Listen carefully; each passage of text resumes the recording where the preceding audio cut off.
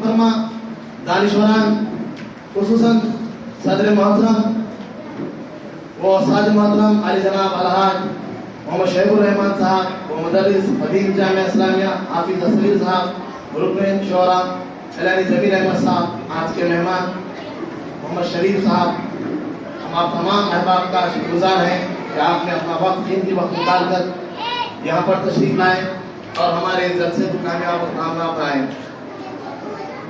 बहरहाल आज का यह मौक़िफ़ है कि वक्त और हालात से घबरा कर इंसान को कभी अपना रास्ता नहीं बदलना चाहिए, बल्कि अपने अज़्म व इस्तक़लाल के बलबूते पर वक्त की रफ्तार को बदलने की कोशिश करना चाहिए।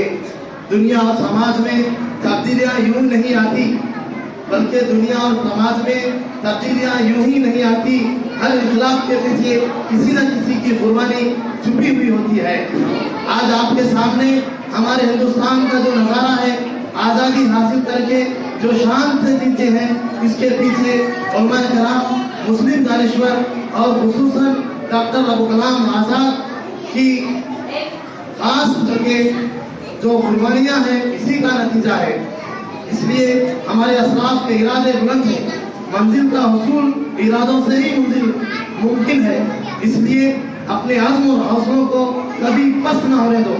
हालात कितने ही सबर आज़मा क्यों न हो, इनके आगे डट जाने का नाम ही हिम्मत मर्दा है। याद रखो, दुनिया की तकदीर तुम्हारे हाथ में है, उठो और इसको बदल दो। हमारे इस्लाम के कारनामों बिलखुसूस मौलाना अबुल कलाम आज़ाद की जिंदगी को पढ़ो। आखिर आपने वतन की मोहब्बत का जज्बा कौन पैदा किया, आखिर क्यों? तो जवाब आता है वक्त और हालात। आज एक अजीम शख्सियत की याद में यौम तालीम मनाने की हुकूमत आगे नहीं आ रही है। जिस तरीके से बाबा साहब अम्बेडकर, गांधी जी और जगजीवन राम की यौम पैदाइश का जश्न जिस तरह मनाते हैं, और एक अजीम कायद जो हमारे भारत के पहले वजीर आज़म है, जो मुल्क की आज़ादी में बढ़ चढ़ कर हिस्सा लिया, इनको आखिर क्यों फरामोश कर दिया? इनके खिदमात को आज फरामोश कर दिया, आखिर क्यों ऐसा होता है?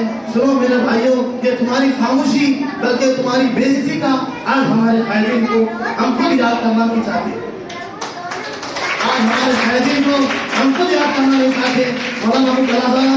मौलाना अबू कलाम आज़ाद खुद लिखते हैं, अगर दुनिया 10,000 साल रहे या 10 लाख साल रहे, दुनिया से दो चीज खत्म कभी नहीं होंगी। वो क्या दो चीज है? ये दो चीज कभी खत्म नहीं होंगी। नंबर 1,